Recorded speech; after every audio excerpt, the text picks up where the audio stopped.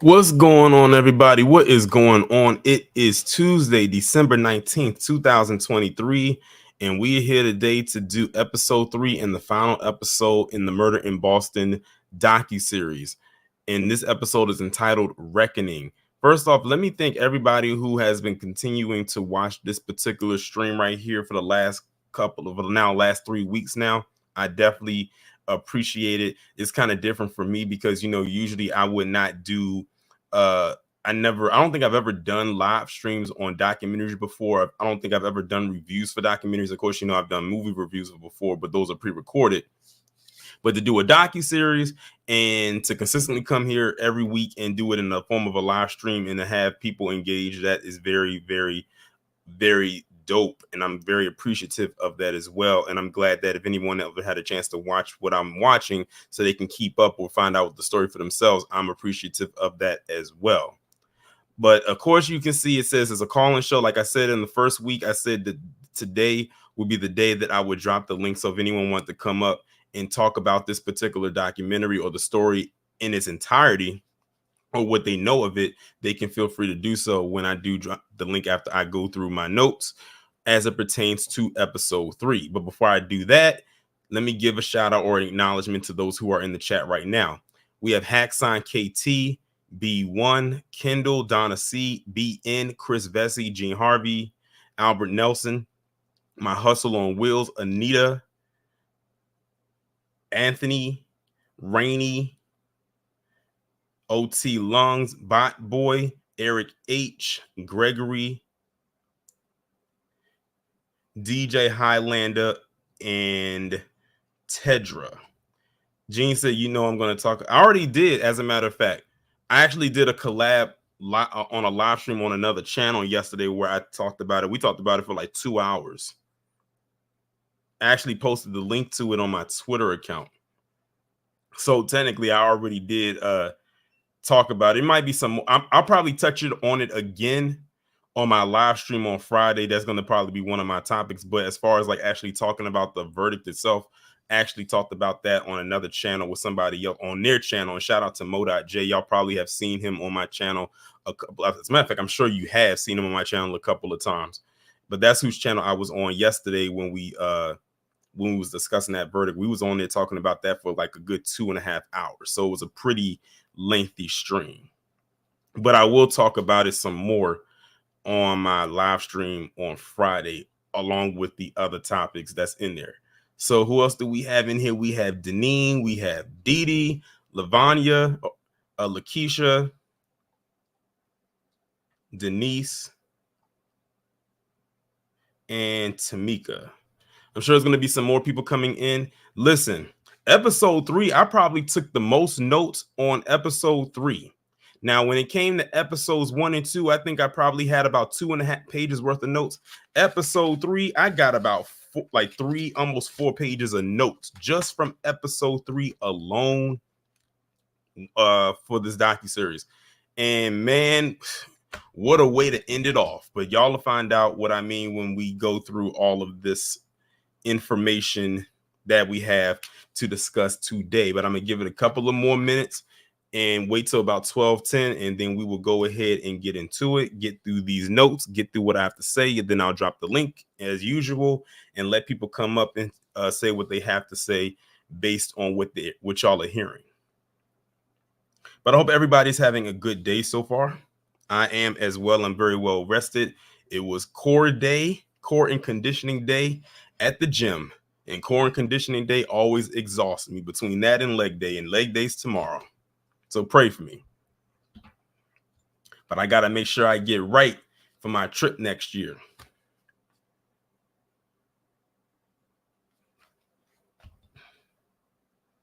Johnny Ali says, will you be doing a live stream about the verdict? Okay, let me just say this right now before I get started. I already talked about the Jonathan Majors verdict on another platform yesterday. I didn't do it on mine. I was on someone else's platform discussing the Jonathan. You know what? Let me go ahead and actually find it, because I actually talked about it yesterday on someone else's platform. That wasn't my own. but I will talk about it briefly a little bit again on my Friday.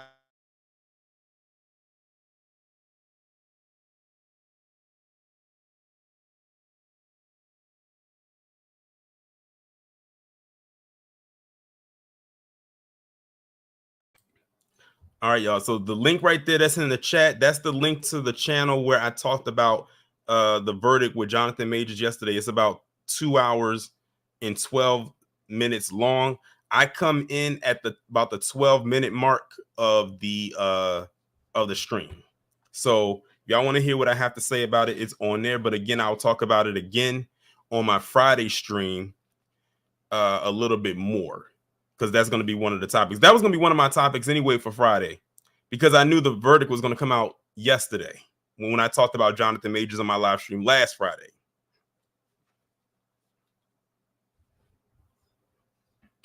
All right, so now, okay, let me go ahead now and get into this review, reaction, however you want to put it, as it pertains to episode 3. So episode 3 is called Reckoning. That's the name of the episode. Of course, episode 1 was called Roots. The second one was called Rampage. This third and final episode is called Reckoning. So the episode starts off with them basically picking up where they left off when they're talking about Matt Stewart. I kind of alluded to that last week. In case y'all don't know, Matt Stewart is the younger brother of Chuck Stewart. As a matter of fact, he's the youngest sibling out of all of them. I think that it's like 4 of them, and he's like the youngest. But it starts off with talking, with Matt Stewart's confession. So he basically goes and he talks to the cops. He confesses about what he knows as it pertains to what Chuck Stewart has done. It kind of like, it's almost like one of those things where they're kind of showing something that's going to be shown again, but it doesn't have all the details there. Sort of like how when in movies they'll show like something that's happening in the middle, kind of leave you hanging for a little bit, and then they take you back to the beginning. It kind of did one of those things. So we don't really exactly know what he's going to say. It just says that he's confessing something. They play the audio so you actually hear Matt Stewart on the tape talking to the cop in the interrogation room about what he knows as it pertains to what his brother has done. The next part that they talk about is it says family members and friends give statements that remove Willie Bennett as a suspect. Because remember, Willie Bennett was known to have, like criminality all around him back in that time. So they automatically just threw it onto him that he was the one that did it. And it turns out that it wasn't.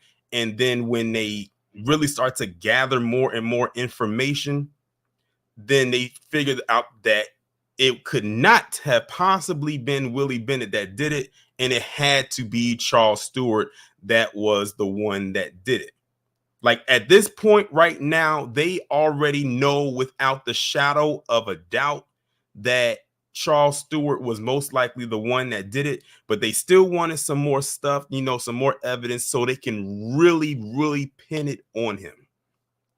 Then the next thing that they talk about is when he jumped off the bridge. So in case y'all didn't know, Charles Stewart ended up killing himself. Well, he deleted himself.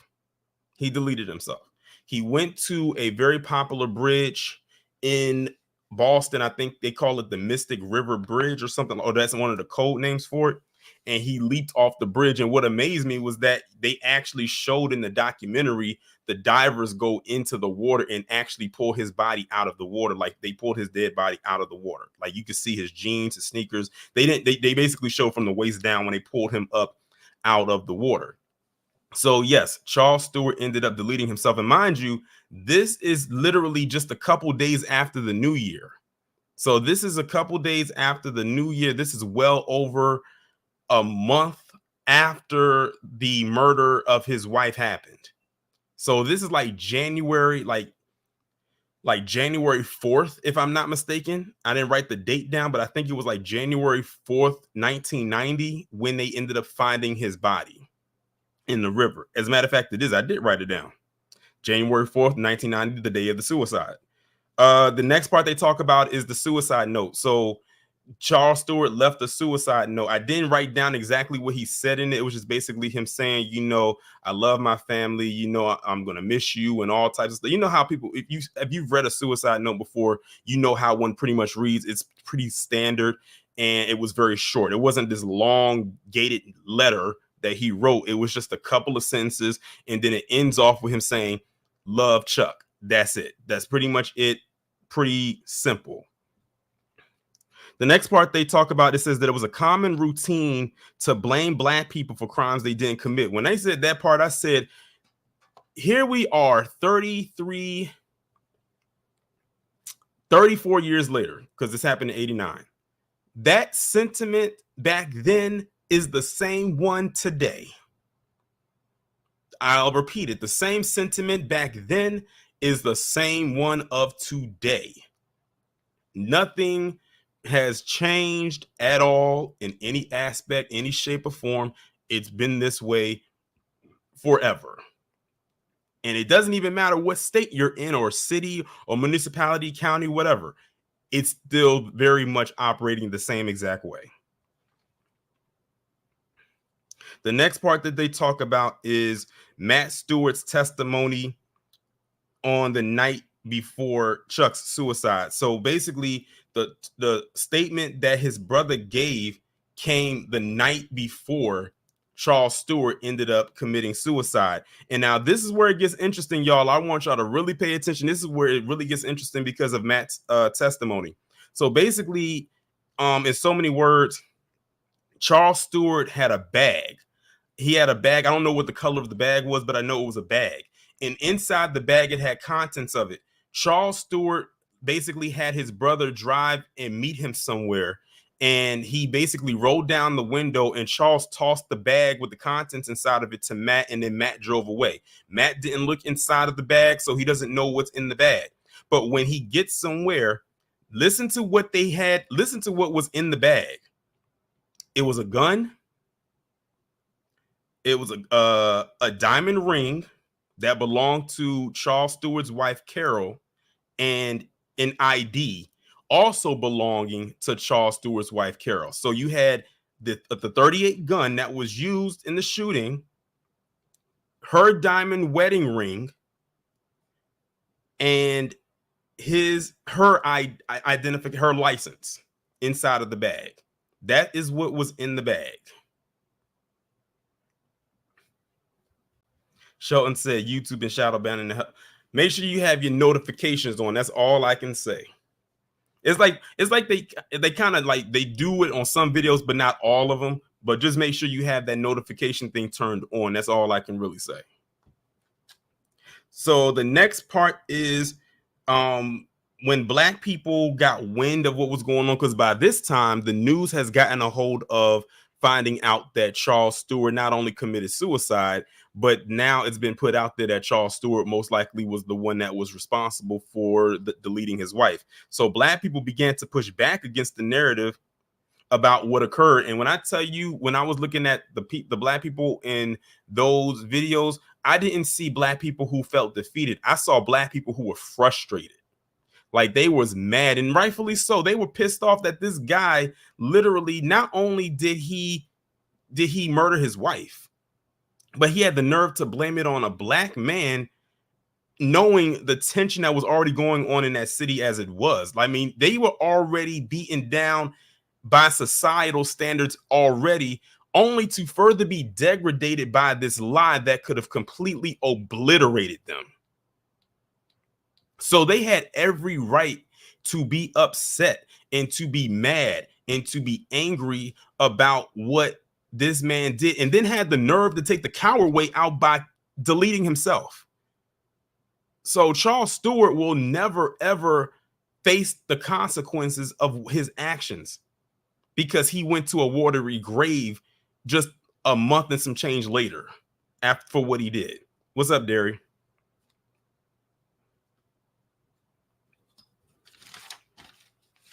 The next part that they talked about is the Boston media being under scrutiny, as they should have been, because they took the narrative that was put out there And it's getting into that realm where it was a lot of sloppy work done from many sides, sloppy work done from the media, sloppy work done from the police. Like all they really had in their mind was, okay, it's a black man. He was wearing an Adidas tracksuit.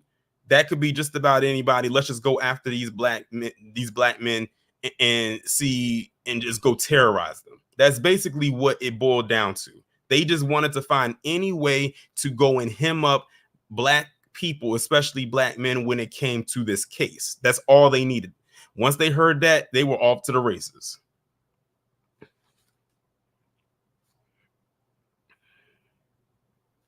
Another part that they mentioned right here, it says even after Chuck Stewart story started to unravel himself, though, took himself out, the media was still trying to believe that he was innocent. So even with all this evidence that was coming out and pointing in the direction of Charles Stewart being the one that took out his wife, there were still people in lamestream media and probably outside of it who still wanted to believe that he was innocent, even though the evidence was pointing everything right at him. They still wanted him to be the innocent party, because they didn't want to be wrong. They didn't want to believe that this man, who appears to be this wholesome, all-American man, would dare take out his wife who was pregnant with their first child. And the fact that he said that it was a black man that did it, it's just a thing, if it's a black person, then there has to be criminality involved, because, criminality just gravitates to black people like a magnet to metal.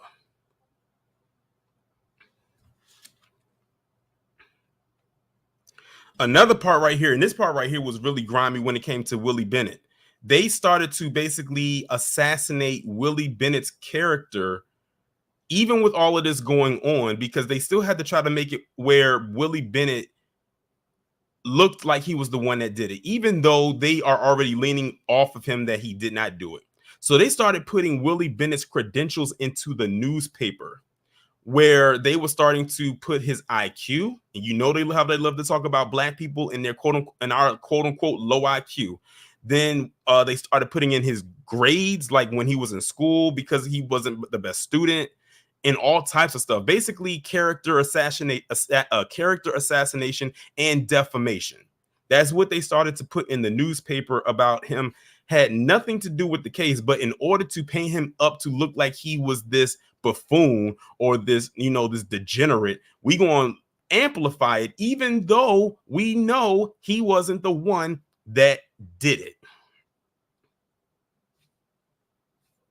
We going to get there, Eric. That's the part that really pissed me off.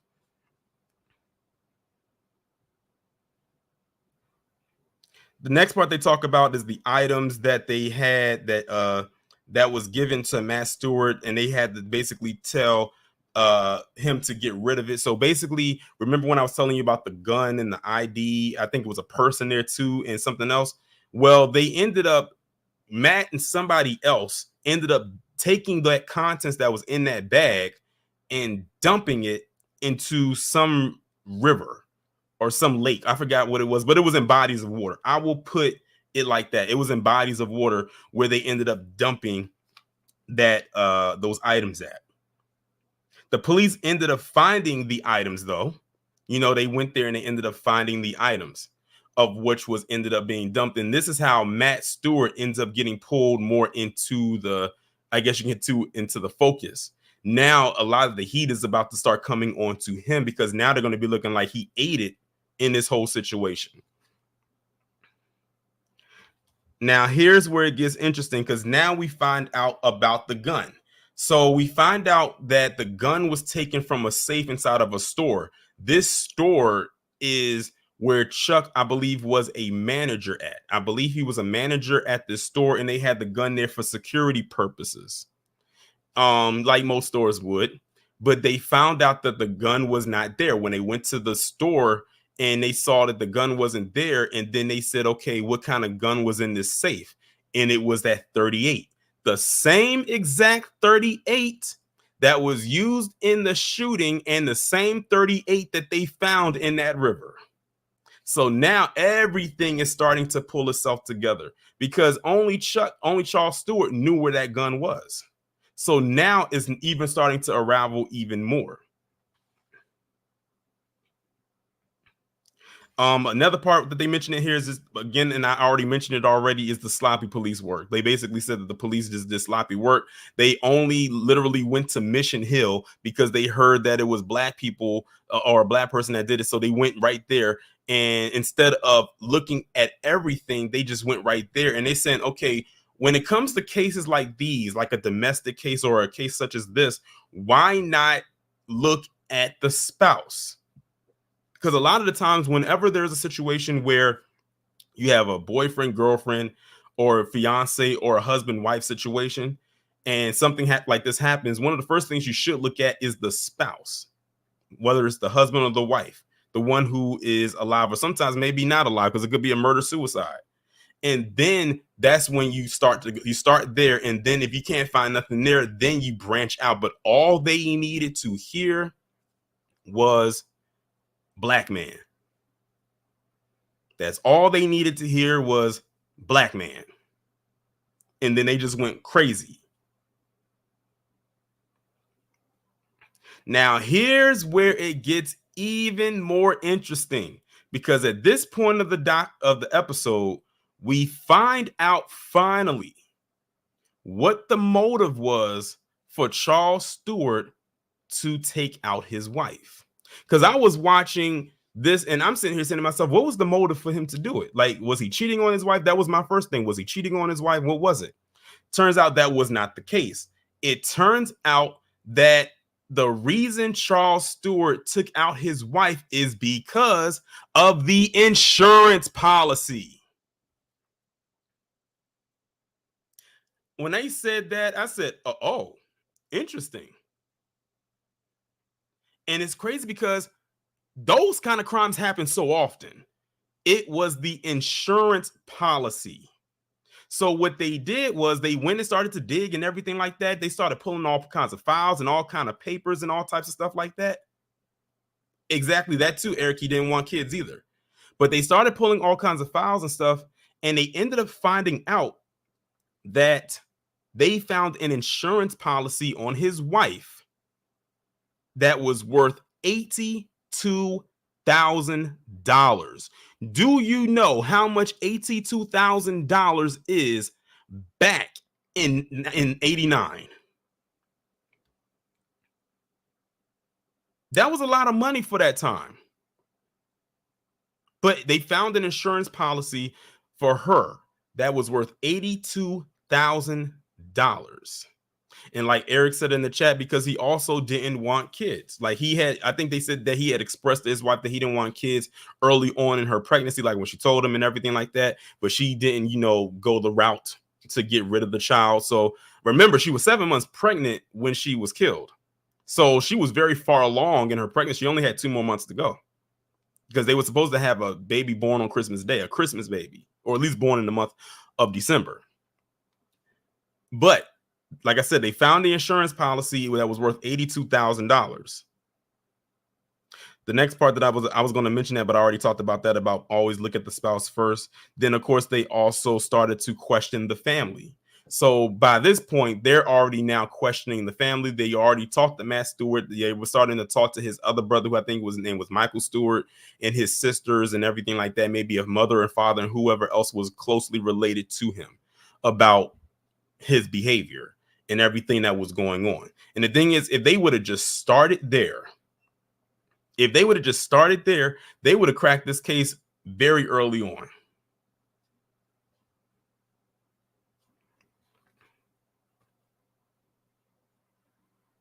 Now here's the very interesting part, and I forgot who it was in the chat that said it, but they said it a few comments back.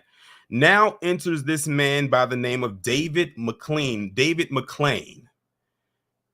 McLean is a person that was friends with Charles Stewart, and Charles Stewart reached out to David McLean to ask him to help him take out his wife. So he wanted to make it look like it was a hit, or, an accident, so to speak, not make it look like a straight up murder. But he reached out to him and asked him to help him to take out his wife. Thank you, Eric. I thought it was you, but I didn't want to be wrong and give credit to somebody else. But thank you, Eric. That was, who bringing that up. But yeah, David McLean was the friend of Chuck Stewart who was brought in for questioning. They told him, or he told them about what he was doing. He told him about being pregnant, not wanting a child. And he basically also said that he didn't like the fact that her being pregnant and wanting to be a stay-at-home wife gave her the upper hand in the marriage and in the relationship. Basically, he was like saying, my wife is about to have all this control over me and I cannot handle that. He felt in his mind that was going to make him less of a man, and it was a blow to his manhood. So he, in his mind, felt that the only way I'm going to fix this problem is to get rid of her. He, at that point, probably felt like his wife was a cancer to him. And if you want to survive it, you have to get rid of the symptom. And she, in his mind, was a major symptom of his. Exactly, Denise. That's the best way of putting it. White fragility. That's really what it boils down to. When it got to that part, and I was like, wait, huh? Like Kendall, I had your same response. Like, what is this? Exactly, that's stupid. Now, here's where the police, again, going back to the sloppy work. The police did not take that lead from David McLean seriously. Now, keep in mind, David McLean went in there and told them, look, Charles Stewart reached out to me to tell me he wanted me to help him take out his wife. Even went down to details about how they wanted it to go down. But the police did not take his statements seriously. If the police would have done their damn job and took that statement seriously, because that's a very serious statement to make, even if it's an allegation, they could have easily gone and got Charles Stewart immediately in, at least for questioning. But they didn't take it seriously, even when it was right there in front of their face. They basically turned a blind eye to what could have literally blown this case wide open. And very early on, too, it would have saved so many people the grief and the strife that they had to deal with over there at Mission Hill.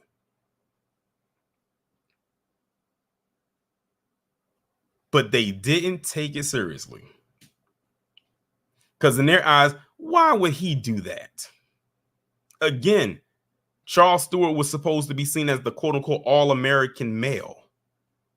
It's no way he would ever think of doing that. After all, he said a black man did it, and we're going to go with that.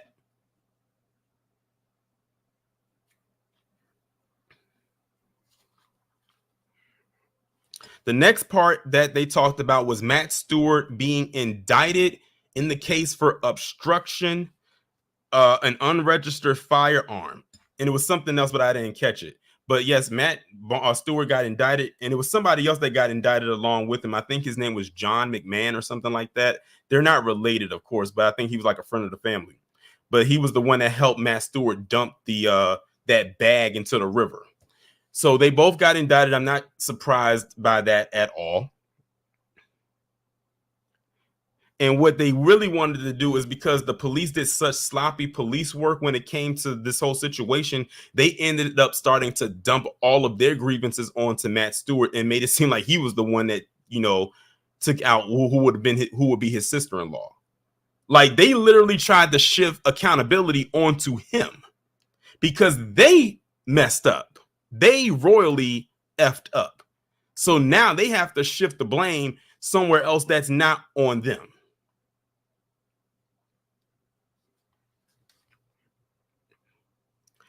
The next part is, this is after the case and trial has been done for Matt Stewart. Matt ended up getting sentenced to prison for 5 years.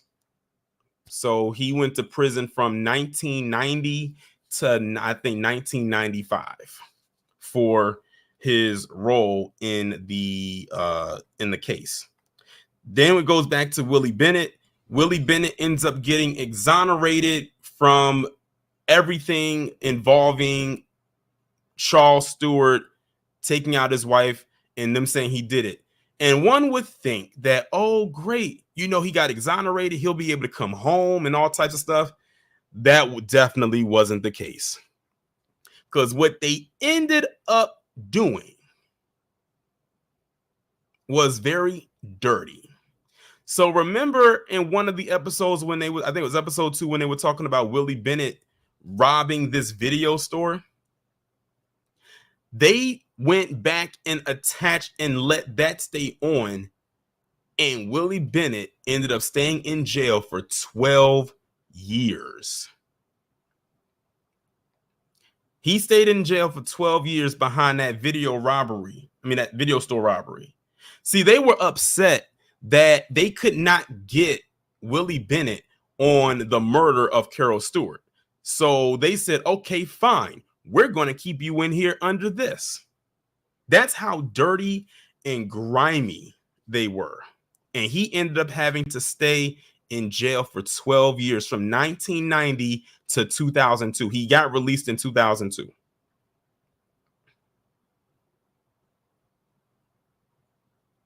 Because initially his sentence was 12 to 25, so he got the minimum. The next part is that they also talked about, now this was a sad part right here, because they had interviewed the niece. They had interviewed his niece, and she was saying how she, because of the name Bennett and who her uncle is, it was scary for her to even walk around telling people what her last name was because of it being associated with the Stewart case. She said if people didn't know who she was and they asked her what her name was, she would tell them her first name, but then when they would ask her last name, she said she would have to think of a last name to come up with on the fly that was not Bennett, because that name became such a stain in that community because of that lie that Charles Stewart put out there.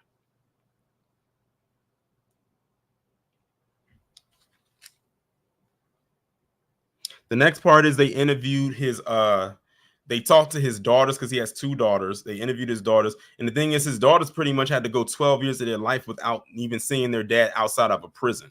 And what I liked in this documentary, in this 3rd episode, for those of you who saw it, you already know what I'm talking about. But for those of you who didn't, instead of having the person who put the documentary together, who's doing the interviewing, interviewing Willie Bennett, who's still alive to this day, by the way, he's still alive, he's 73. They actually gave the tape recorder to his daughter and let the daughter interview him, because I guess the daughter, he would trust his daughter more than anything, and probably told him what it was for. He gave his little statement, so you actually heard his voice. And then they gave the recording back to the person who put the documentary together. So I like that they did that. That was the only way they were going to get a statement out of him, because he wasn't going to sit in front of somebody, a complete stranger that he didn't know and did not trust, which I can understand. So they got a statement out of him.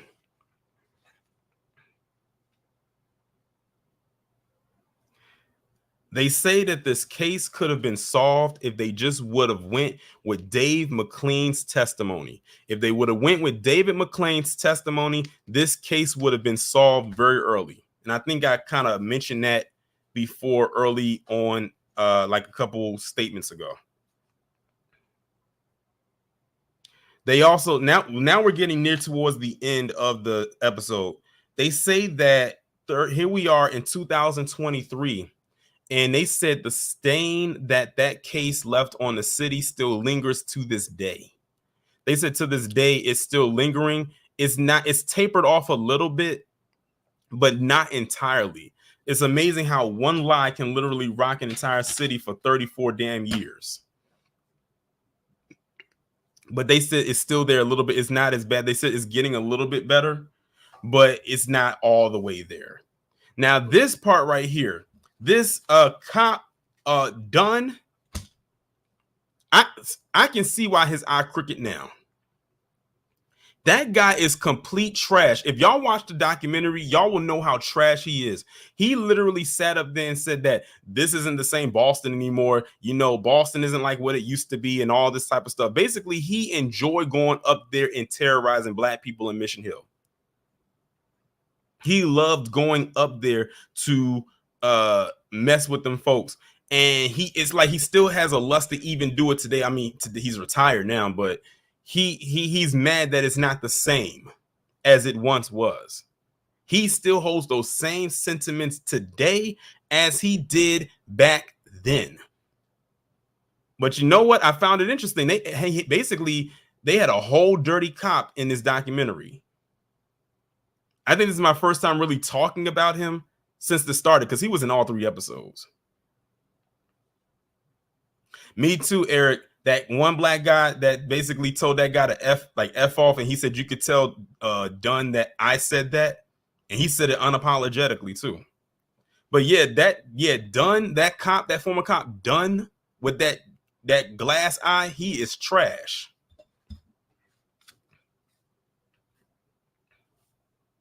So now is at the end of the episode. So they're starting to put little excerpts up on the screen. There's really no more footage to show. The one thing that they mentioned is that Matt Stewart died of a drug overdose back in 2011. And when they found him, he was inside of a homeless shelter. So his life was never truly recovered from what his brother did, and probably him doing those 5 years in jail. I don't know what his life was like after he got out between that time and when he died. And he was only 45 years old. So he was relatively young when he died. Willie Bennett, like I said, served 12 years in prison for that armed robbery, and he was released in 2002. And it says he still currently lives in Boston, but he lives alone. He said he doesn't trust nobody. And I can understand. He's 73 years old, and he said he lives by himself. The Bennett family sued the Boston Police Department for violation of civil rights. And the jury ended up rejecting the claims, and they cleared the cops, all of them, of all allegations. So not one cop served a day in jail, paid a fine, nothing, for the role that they played in basically terrorizing and bringing turmoil to the Bennett family all those years ago. Like running up into the house, breaking down the walls, tearing up the apartment, arresting their loved one under false pretenses and keeping him there and all types of stuff. None of them faced any type of accountability for what they did. Then here's the crazy part. And I saw some of y'all jump the gun right there in the chat, but I'll say it right here. The Bennett family ended up settling for $12,500. Y'all heard that correctly. Not 12 million or not 1.2 million, but $12,500. Even back then, that wasn't a lot. That's all they gave him, was $12,500 in a settlement. And to this day, the Bennett family never ever received a genuine or formal apology for what they did.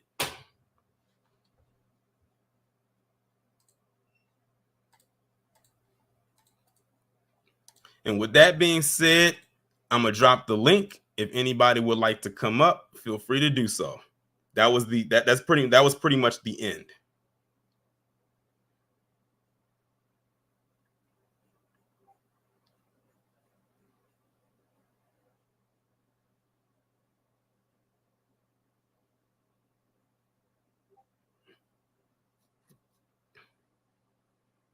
If anybody would like to come up and discuss, I will keep it open maybe to like 110.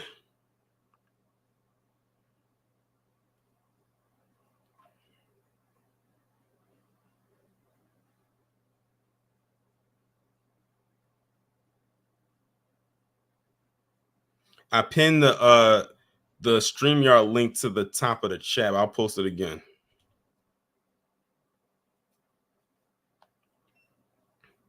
But yeah, I'm glad I watched this. I'm glad I was able to get through this, man. It was a hard watch. I'll admit it was very hard to watch. It wasn't easy, but I said I had to. Like after I watched episode 1, I was already locked in.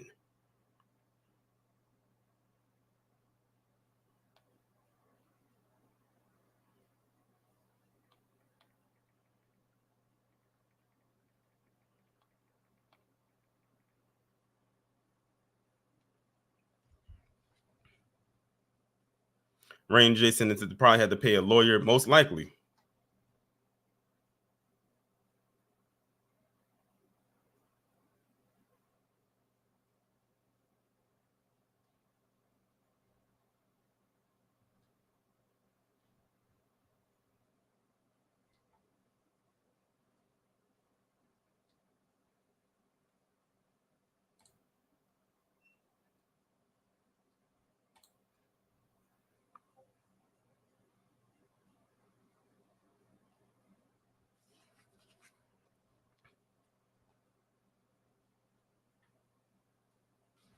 George said back then they thought cops could do no wrong. The Abner Louima case is another example. Sean Hannity tried to say that the victim was actually, yeah, people was bringing that up, and I said I don't want to jump the gun on that one.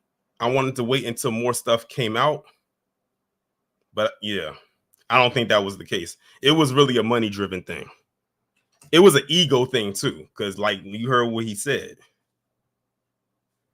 Okay, it's somebody that came up here. I'm not entirely sure who this is. I see their video is on, but I've never seen them before. I'm trying to figure out who this is. That's right here in the queue. I'm not entirely sure.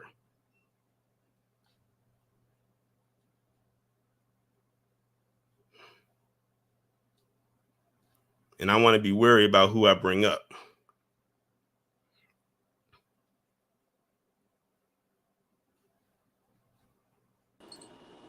What's going on? What's up, Torrin? What's going on? Hey man, I was born in 90. I was born in 95, so I never knew anything about this.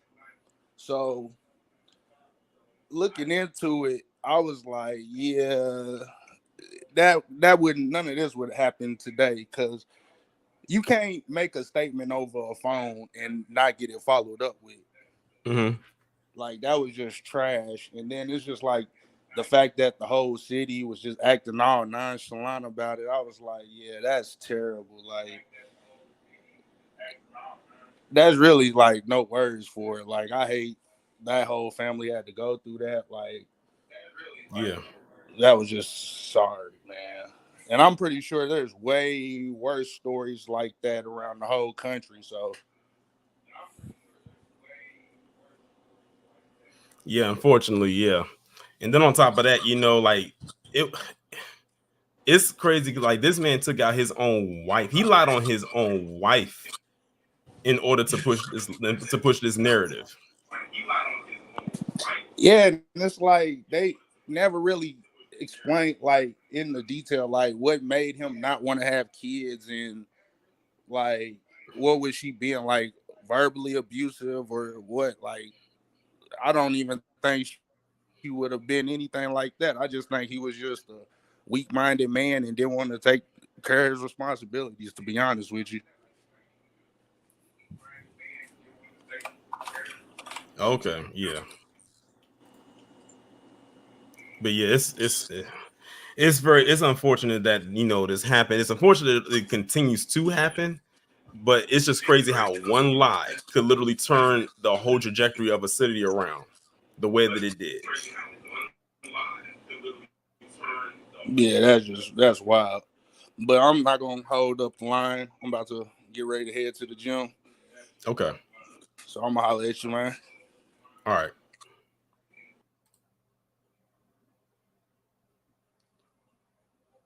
Wallow J, I think I might have taken you out of the queue by mistake, so you need to click the link again to come back up. When I was taking Eric H out, okay, there you are.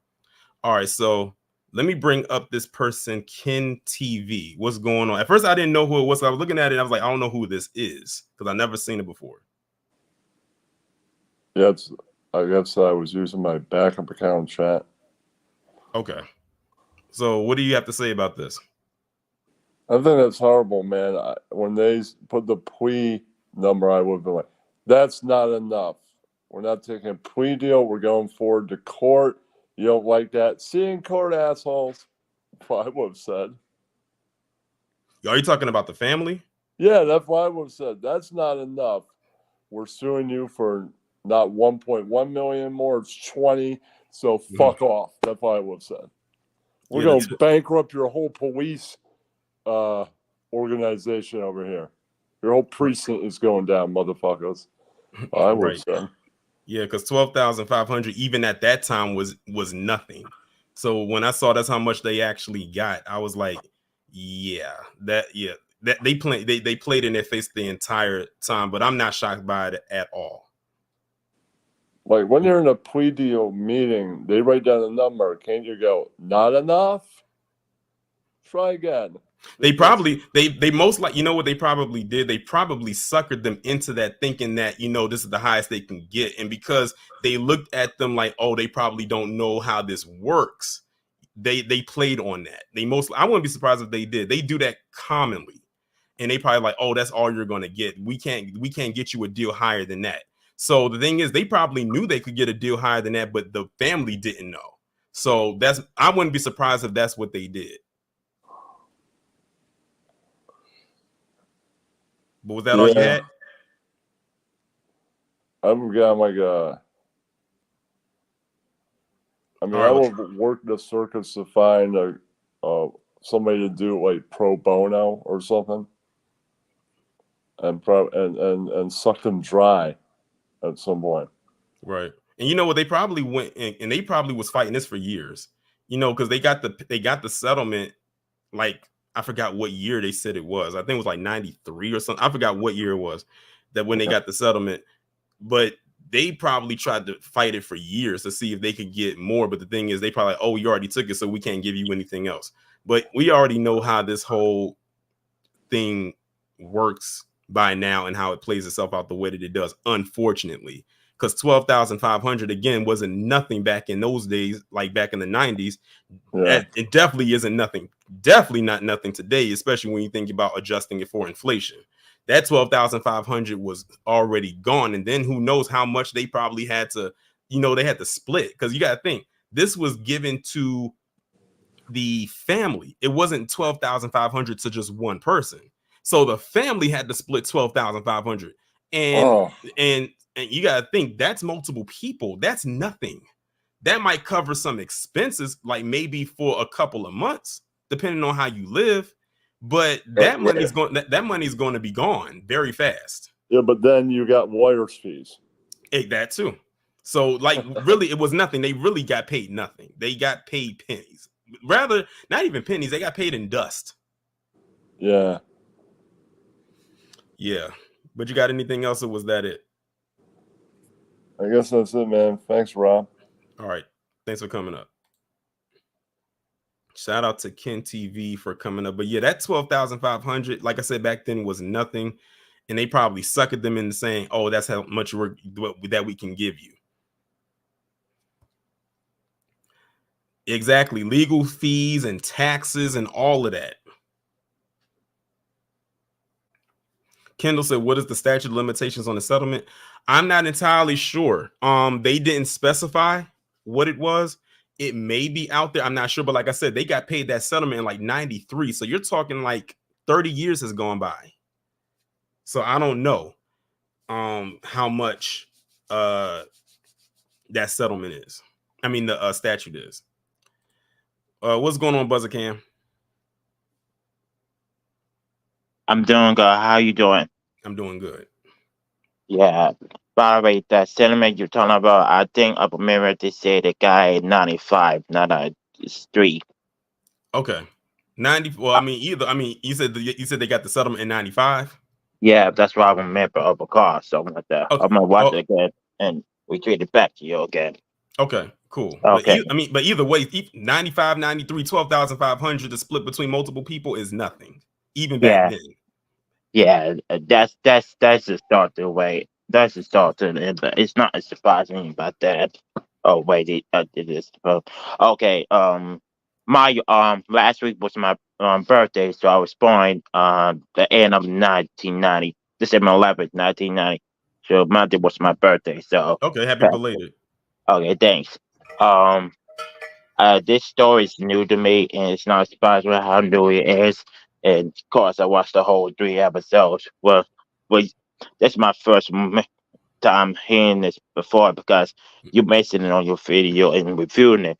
So I'm like, what's this story you talking about? Maybe I'll go look for it. Of course, it's on mass. I thought it was be on oxygen or something like that, but it's not there. Okay, but this with this three-part series is it's not to say about what's going on, but the history of what's going on and stuff like that. And this about this stuff is not it's another several things going on in America and stuff like that. I wish I would say what three parts I could talk about the series about almost it. Well, the first one the first part is wow, and the second part is oh hell no, this is not going to go, but it is. And the Mm, second and the last one is okay. I see where this is going, yeah, especially what they did to that man and got in that trash. And other guy, Matt, he got fired, and the other one got 12 with that's backwards too. But yeah, the system is feeling like in a yeah, way. Now, it's not surprise me. yeah, because when you really think about it and put it into perspective, Charles Stewart lie ruined not only those the Bennett family, but or black people entirely in Mission Hill, but it ruined his family too. Like he literally took out two birds with one stone with one lie. When Mm, he did that, it ruined everything around him on his, like I said, his family pretty much got ruined. mm, Whatever name they had pretty much probably had a stain, not as much as the Bennett family, but the Bennett family they got tarnished mm. because of his lie. So yeah, like Charles Stewart, as Harvey says over there on Your World, he can rest in hell, like completely and entirely for all eternity for what he did. You took out your wife and your unborn child for some insurance money, and because you didn't want to have a child and all types of stuff like that, and Don't then let he me know blamed what it on, kind of man he is. huh? Don't let me know what kind of man he is. He don't want to see them stars, man. He don't even feel like the president is there yet, and he want to take out the beats away to take her out in Boverdale and by insurance stuff. There's probably not a reason to take him out too. So all that is said, he could ride in here too, as far as I know too. And it Right. didn't surprise me he came to the I didn't look this up. I personally had to wait to the last end, but it didn't surprise me that he killed himself because it didn't have my Mhm. thought to happen to him. But I could think he was in cousin, but no, the place got some sloppy work obviously in Oh the yeah. time and stuff like that. Oh yeah, definitely. Because the thing is, if the police really wanted to, they could have went after the person. I forgot. I think one of them said it in episode 3. They said they could have really went after the person that they really were supposed to when they got that testimony from David McLean, but they were too busy going after the black guy. It's like they really wanted to go after the black man rather than solve the actual murder of Carol Stewart. Like that's Yeah, literally how it played itself out. It was like an ego thing. But now they got left with egg on their face at the end of the day because y'all spent over like almost 2 months for the most part looking for this phantom black man that did this, and the person literally was right underneath your nose who did it. hmm But because you yeah. didn't let because you let your anti-blackness and your prejudices and your bigotry get the best of you because of how everything played out. That's why I'm glad they did episode 1 the way that they did, so you could see the foundation of where all of this started at back in the 70s and probably before that, but they started the 70s. So Or you can 60. actually so you can get an idea of how the structure was in Boston. And then it gives people who are not from that area, who are not from Boston or even the state of Massachusetts as a whole, what that was like. Because we always heard stories, but we never lived that experience. We never lived there, so we wouldn't know. And I have some people that's in the chat who tell me that they're from Boston, and they tell me all the time all kinds of stories. So they basically say everything that they're saying in these episodes about how Boston operated back then is pretty much spot on. hmm Yeah, it's like every kind of street there is the search for a black man and see what their trouble is. And of course, they not go really it up in this space to get no black man to fix it up. No, the acres too far inside doing it during the still caught him, especially to show that dirty clock on that cop in this three a part C. First of all, they should have left him. Honestly, this I'm I feel a different way because one, it didn't want to show the dirty cop. Of course, they won't be incompetent, interview or something like that. That be a coward, so like that. He should be left out. That dirty cop in there, yeah, he should be left out in my eyes. Right. Hey, but Well, do you have anything else? Because I have one more person I have to get to. that's all I have to say on my agreements. I've got to go. I'm about to cook my breakfast. Okay. All right. You have a good one. Okay. Bye. Shout out to Buzzer Cam for coming up. And next up, we have Wallow J. You was late on the uptake today. Yeah, man, I'm at work trying to get stuff done for these people. But how you doing, man? I'm good. Man, I watched like the first 2 episodes. I didn't get a chance to watch the third one. I get a chance to, but basically, this is like an episode of Snap, if you know what I'm talking about. Yeah. That's basically what this story is, because you don't know how many times I used to watch Snap with my mama, and they used to talk about all the time how PC be deleting each other for insurance money. And I was like, before you even said it, I ain't watched episode before you said it. I said he did it for the insurance money. He did exactly what you said. I said, yep, that's exactly what happened, and it don't surprise me. And then with the cops harassing the black people up there, that reminded me of when this weekend I was watching Straight Outta Compton again, and how they was doing black people back in LA. So it was kind of like, damn, man, like these damn motherfuckers just hate black people. They did all that running around to harass this black man and still locked him up over something not even pertaining to the cases. How fucked up that is, and how anti-black they are up there in Boston. It's just ridiculous, man. It makes you mad. It just pisses you off to see stuff like that. Right. But at the end of the day, they gonna get their comeuppance. Cause the ancestors are at work these days, boy, and they better watch out. Yeah, I think I was just mad because he took the coward way out. Like he took himself out. I think even after all of this, that's the part that makes me the maddest. Like the fact that he never faced any consequence. So he still in a way got off. He still got away. Yeah. Basically, they let him take himself out. They're like, hopefully take him out before we had to come get him. And exactly what happened. They ain't had to prosecute him or nothing, so they know they'd have been upset.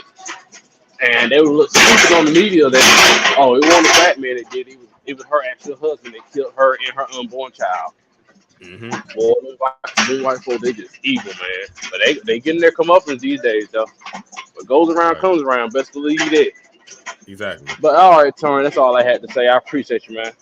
All right, appreciate you coming up. No problem.